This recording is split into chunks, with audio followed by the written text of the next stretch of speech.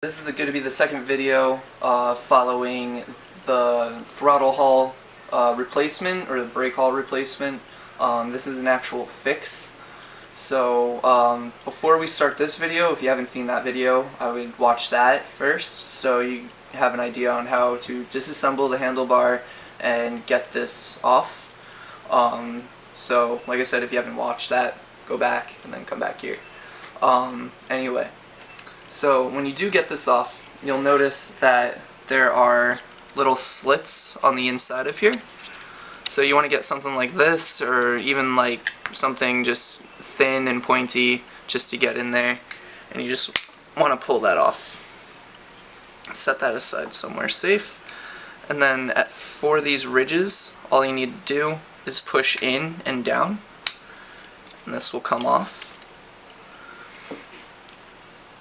And then you have a spring in there too, and you'll see these two magnets inside. These will probably be on the spring. That's probably why you're getting the error in the first place. Or they'll be stuck together. The magnets, there's probably not going to be in these spots. So you want to take those magnets off. And what you want to do is, there's two ways to do this. You'd either get the two magnets, make sure they don't attract.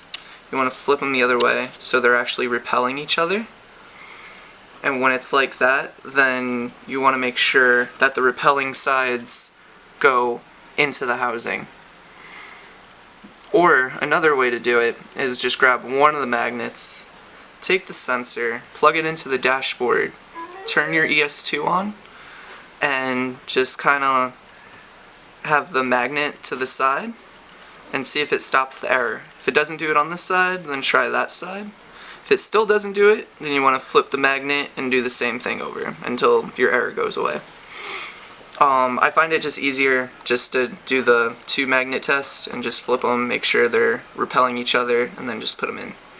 So once you do get them in, what you're going to want to do is get some crazy glue or super glue, whatever, put it on the side, and get some down on the base as well, but not too much, maybe like a drop and a half will suffice.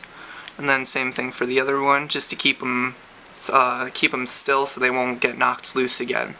You might want to wait 5-10 minutes for it to dry, depending on the kind of glue that you get.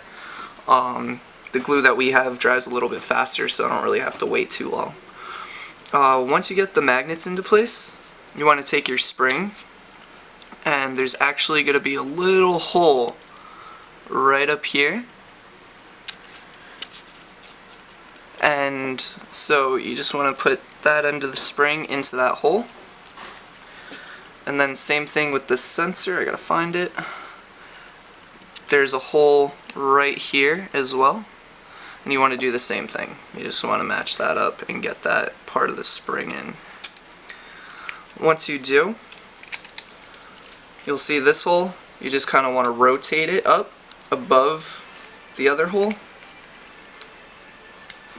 and you'll feel it want to lock into place. So then you just push down, and then you'll know you have it right when you have both holes aligned.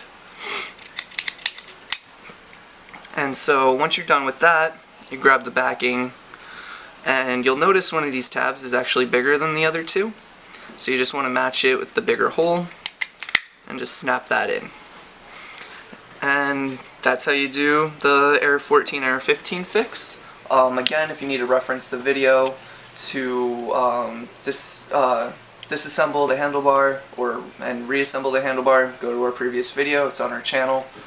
Yeah, that's basically it. Right on.